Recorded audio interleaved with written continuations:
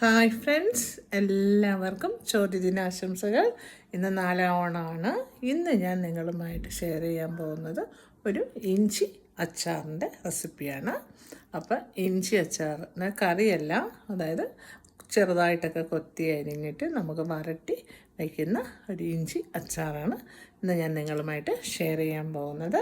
അപ്പോൾ നമുക്ക് വീഡിയോയിലേക്ക് പോകാം. അപ്പോൾ ആദ്യമായിട്ട് നമുക്ക് ഇഞ്ചി ചെറുതായിട്ട് ഞാൻ പൊടിച്ചാണ് എടുത്തിരിക്കുന്നത്. അപ്പോൾ സാധാരണ ഞാൻ വട്ടം വെട്ടിയും എണ്ണയിൽ മൂപ്പിച്ച് പൊടിച്ചാണ് എടുക്കുന്നത്. ഇപ്രാവശ്യം ഞാൻ അങ്ങനെയല്ല, വട്ടം വെട്ടിയിട്ട് മിക്സിയിൽ വെച്ച് പൊടിച്ചെടുത്തിട്ടുണ്ട്. എന്നിട്ട് വരട്ടി അങ്ങ് ചെയ്യാം. പിന്നെ നമുക്ക് വേണ്ടത് വിനീഗർ വേണം. പിന്നെ പുളി, ഒരു നാരങ്ങ വലിപ്പത്തിന് പുളി വെള്ളത്തിയിട്ട് വെച്ചിട്ടുണ്ട്, അത് നമുക്ക് പിഴിഞ്ഞെടുക്കണം. പിന്നെ നമുക്ക് ഉപ്പ് വേണം. പിന്നെ നമുക്ക് പച്ചമുളക്, കുറച്ചൊരു 4 അല്ലി വെളുത്തുള്ളി അരിഞ്ഞത്, അതുപോലെ 5 ഉള്ളി നമ്മുടെ ചെറിയ ഉള്ളി, കായം വേണം. പിന്നെ നമുക്ക് ഉലുവ വേണം, മല്ലിപ്പൊടി വേണം, മുളക് പൊടി വേണം. ഇതൊക്കെ നമുക്ക് ആവശ്യത്തിന് നമുക്ക് ചേർത്ത് കൊടുക്കാം. ഞാനൊരു 250 ഗ്രാം ഇഞ്ചിയാണ് എടുത്തിരിക്കുന്നത്. അപ്പം നമുക്കിതെല്ലാം കൂടി പാത്രം അടുപ്പിൽ വെച്ച് നല്ലപോലെ, പിന്നെ തേങ്ങാക്കൊത്ത് വേണം. ഇതെല്ലാം നമുക്ക് നല്ലപോലെ മൂപ്പിച്ചെടുക്കണം. നല്ല ബ്രൗൺ കളറാകുമ്പോൾ നമുക്ക് മസാലയൊക്കെ ഇട്ട് കൊടുക്കണം. അപ്പോൾ പാൻ അടുപ്പത്ത് വെച്ച് നല്ല ചൂടായിട്ടുണ്ട്. നമുക്ക് എണ്ണ ഒഴിച്ചു കൊടുക്കാം. ഞാൻ ഗോൾഡ് വിന്നർ സൺഫ്ലവർ ഓയിലാണ് ഒഴിക്കുന്നത്, ഗോൾഡ് വിന്നർ. അപ്പോൾ അത് എണ്ണ ഏത് നല്ലെണ്ണ ഉപയോഗിക്കുന്നവർക്ക് ഉപയോഗിക്കാം, വെളിച്ചെണ്ണ ആയാലും കുഴപ്പമില്ല. ഞാൻ പക്ഷേ സൺഫ്ലവറാണ് ഉപയോഗിക്കുന്നത്. അപ്പോൾ ഇതിൽ നമുക്ക് കടുകും കറിവേപ്പിലയൊന്നും വേണ്ട. അപ്പോൾ നമുക്ക് എണ്ണ ചൂടാകുമ്പോൾ തന്നെ നമുക്ക് തേങ്ങ കുറച്ച് മൂക്കണമല്ലോ, മൂപ്പിക്കാനുണ്ട്, അത് ഇട്ട് കൊടുക്കാം. എല്ലാം ഒരുമിച്ച് തന്നെ അങ്ങ് ഇടാം, കാര്യം ഇതെല്ലാം മൂത്ത് വരുമല്ലോ. അപ്പം നല്ലപോലെ മൂക്കണമല്ലോ എല്ലാം. അപ്പം നമ്മൾ അങ്ങനെ ഓരോന്നായിട്ട് അങ്ങനെ സമയമൊന്നും കൊടുക്കണ്ട. നമുക്ക് ആദ്യം മുളക് ഇട്ട് കൊടുത്തു. ഇനി നമുക്ക് ചെയ്യേണ്ടത്, നമുക്ക് തേങ്ങ കൊത്ത് ഇട്ട് കൊടുക്കാം. എണ്ണ ചൂടാകുമ്പോഴത്തേക്കും തേങ്ങ കൊത്ത്, ഇതിനോടൊപ്പം തന്നെ നമുക്ക് എല്ലാം അങ്ങ് ഇടാം. ഉള്ളി ഇടാം. ഇതെല്ലാം നല്ലപോലെ മൂത്ത് വരുമല്ലോ.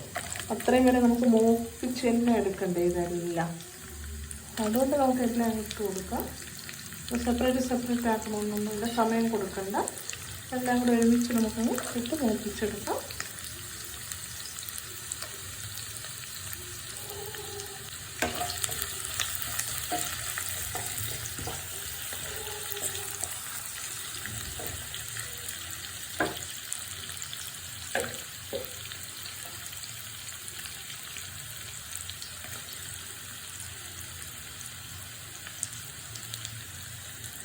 പച്ചമുളക് ഇട്ട് കൊടുത്ത് ഒന്ന് വാടി വരുമ്പോൾ നമുക്ക് ഇഞ്ചിയും കൂടി ഇട്ട് കൊടുക്കാം. ഉള്ളിയൊക്കെ ഒന്ന് പച്ചമുളക് ഇഞ്ചിയും കൂടി ഇട്ട് കൊടുക്കാം. ഇഞ്ചി നല്ലപോലെ പൊടിയായിട്ട് തന്നെ നമുക്ക് അരഞ്ഞു പോകരുത്. അല്ലെങ്കിൽ നമ്മൾ പലപ്പുറത്ത് വെച്ച് കത്തി വെച്ചിട്ട് ചെറിയ ഇങ്ങനെ കട്ട് ചെയ്ത് തോരനരിയും പോലെ കട്ട് ചെയ്ത് പോകണം. അത് ഭയങ്കര പാടാണ്. ഇങ്ങനെ ചെയ്ത് നോക്കാം. ഇതാണ് വട്ടം വെട്ടിയിട്ട് നമ്മൾ മിക്സിയിൽ വെച്ചൊന്ന് ക്രഷ് ചെയ്തെടുത്താൽ മതി. ഇടയ്ക്ക് പൊടിയായിട്ടുണ്ടെങ്കിൽ അത് മാറ്റി വെച്ചിട്ട് അടുത്ത സ്റ്റെപ്പ് ഇടുമ്പോഴത്തേക്ക് അങ്ങനെയാണ് ചെയ്തെടുത്താൽ മതി. അപ്പോൾ ഞാനിന്ന് ഇതൊരു വെറൈറ്റി ആയിട്ട് ചെയ്യാമെന്ന് വിചാരിച്ചിട്ടാണ്. എപ്പോഴും ഞാൻ ഈ വറുത്ത് പൊടിച്ചൊക്കെയാണ് ചെയ്യുന്നത്. ഇന്നോ ഒരു വേറൊരു രീതിയിൽ ചെയ്യുന്നു എന്നുള്ളതേ ഉള്ളൂ. വരട്ടി എടുക്കും.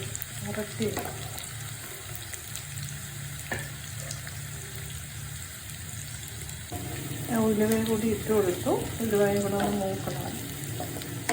കുറച്ച് ഉലുവ പൊടിയല്ല, ഉലുവ. പിന്നെ പൊടി ലാസ്റ്റ് നമുക്ക് മുളക് പൊടിയൊക്കെ ചേർക്കുമ്പോൾ ഒരു സ്പൂൺ ഉലുവപ്പൊടിയും കൂടി ചേർത്ത് കൊടുക്കാം. ഇനി നമുക്ക് ആ ഇഞ്ചി പൊടിയായിട്ട് അരിഞ്ഞതങ്ങ് ഇട്ട് കൊടുക്കാം. അപ്പോൾ ഏകദേശം പകുതി മൂത്തിട്ടുണ്ട്. ഇനി ഇഞ്ചിയും കൂടെ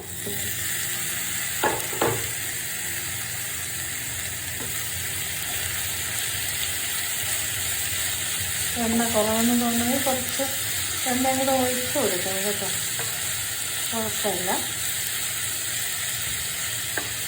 നല്ലപോലെ വറക്കി എടുക്കണമല്ലോ, അപ്പം എണ്ണ വേണം.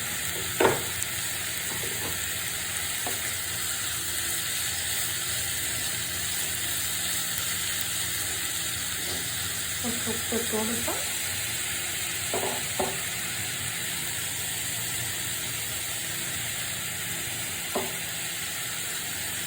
മണ്ടസ്കൈര കൂടുതലും വട്ടത്തിൽ അരിഞ്ഞ് എണ്ണയിൽ മൂപ്പിച്ച് പൊടിച്ചെടുത്താണ് ഉണ്ടാക്കുന്നത്. കുറച്ച് എണ്ണ കൂടെ ഒഴിച്ച് കൊടുക്കാം.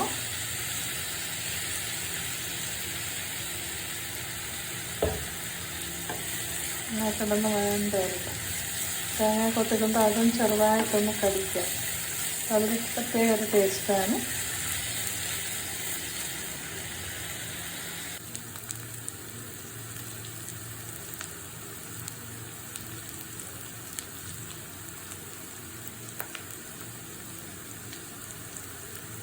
ഇപ്പോൾ ഏകദേശം ചുവന്ന് വരുന്നുണ്ട്.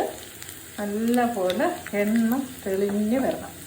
എണ്ണ തെളിഞ്ഞ് വന്നിട്ട് നമുക്ക് തീ സിമ്മാക്കിയതിന് ശേഷം നമുക്ക് മുളക് പൊടി, മല്ലിപ്പൊടി, ലേശം മഞ്ഞൾപ്പൊടിയും കായവും എല്ലാ പൊടികളും ഇട്ട് കൊടുത്ത് നല്ലപോലെ നമുക്ക് വരട്ടി എടുക്കാം. അതിന് ശേഷം വിനീഗറും കൂടി ഒഴിച്ച് കൊടുക്കാം. പുളി വെള്ളം ഒഴിക്കണം. വിനീഗർ അവസാനം ഒഴിക്കണം. ഉപ്പൊക്കെ ആവശ്യത്തിന് നോക്കണം. പിന്നെ ഇത് ഇരിക്കുന്ന 2 ദിവസം ഇരിക്കുമ്പോൾ സെറ്റായിക്കോളും. അപ്പം നോക്കും ഏകദേശം മൂത്ത് എണ്ണയെല്ലാം നല്ല തെളിഞ്ഞ് വന്നിട്ടുണ്ട്. ഇനി നമുക്കതിലേക്ക് മസാലകളെല്ലാം ഇട്ട് കൊടുക്കാം. ഇനി മൂത്താൽ ചിലപ്പോൾ കരിഞ്ഞു പോകും. അപ്പോൾ തീ അങ്ങ് സിമ്മാക്കി ഇനി നമുക്കതിലേക്ക് മസാലകളെല്ലാം കൂടി ഇട്ട് കൊടുത്ത് നല്ലപോലെ വഴറ്റിയെടുക്കാം. ഇങ്ങനെ മസാലകളുണ്ട്. അപ്പം ഞാനിവിടെ മല്ലിപ്പൊടി 1 സ്പൂണ് ഇട്ട് 2 സ്പൂൺ മല്ലിപ്പൊടി ഞാൻ ഇടുന്നുണ്ട്.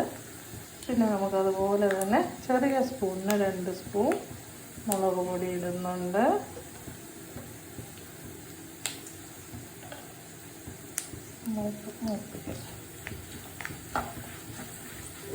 നല്ലപോലെ മൂക്കണം. നല്ല മണം വരുന്നുണ്ട്. നല്ല കറുത്തിരിക്കണം. അതിന് ഞാൻ മാക്സിമം അങ്ങ് മൂപ്പിച്ചത്. കരിയൊന്നുമല്ല, എന്നാലും ഇത് കൊള്ളാവും. തീ അങ്ങ് ഓഫ് ചെയ്താലും കുഴപ്പമില്ല. സിമ്മാക്കിയതും മതി. നമുക്ക് മൂത്ത് പോകണമെന്ന് തോന്നിയാൽ ഉടനെ തന്നെ ഓഫ് ചെയ്യാം.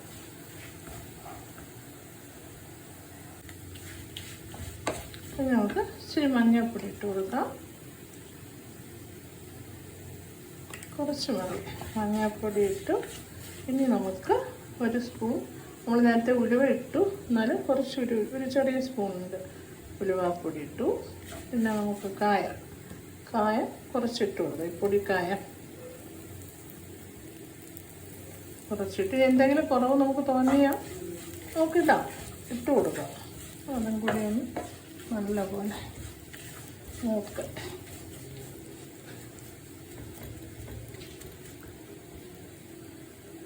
മസാലകളെല്ലാം ഇട്ട് കൊടുത്തിട്ടുണ്ട്. ഇനി നമുക്ക് ഇതിലേക്ക് പുളിവെള്ളം ഒഴിച്ച് കൊടുക്കാം. ഈ പുളിവെള്ളത്തിൽ കിടന്നാണ് തിളച്ച് നല്ലപോലെ ഒന്ന് വെന്ത് കുഴഞ്ഞ് വറ്റി വരും. നമുക്ക് പുളിവെള്ളം ഒഴിച്ച് കൊടുക്കണം. കുറവാണെങ്കിൽ നമുക്ക് പിന്നെ ചേർത്ത് കൊടുക്കാം.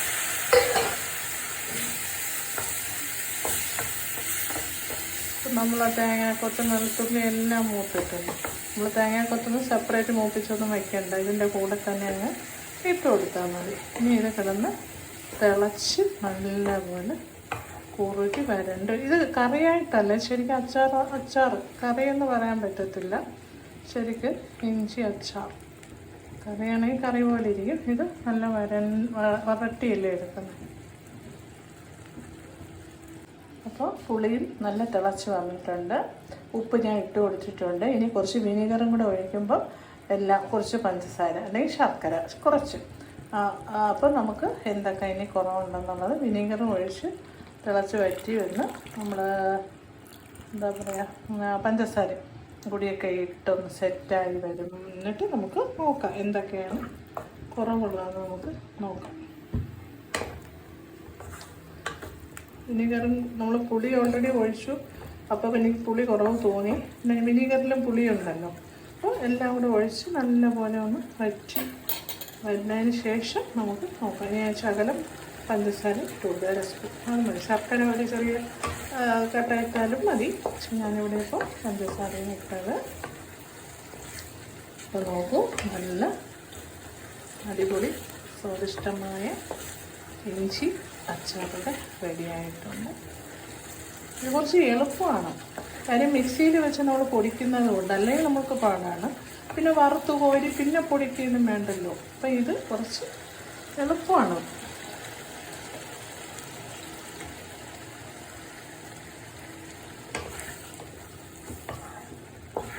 എളുപ്പമാണ്, നല്ല ടേസ്റ്റാണ്. ഇത് ഇഞ്ചിക്കറിയും ഒരു പുളിശ്ശേരി അല്ലെങ്കിൽ മോര് കറി, ഒരു മീൻ വറുത്തത് മതി നമുക്ക് ചോറ് കഴിക്കാൻ.